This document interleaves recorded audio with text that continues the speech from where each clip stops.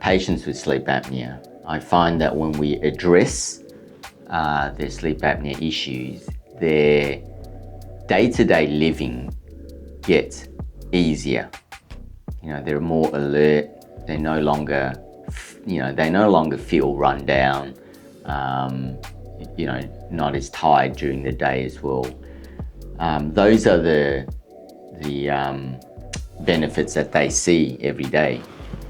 But it's also the long-term stuff as well that's really important. So we know with patients that have sleep apnea, your rates of developing dementia, high blood pressure, and all the inflammatory diseases that come with it, that goes hand in hand with their sleep apnea issues as well.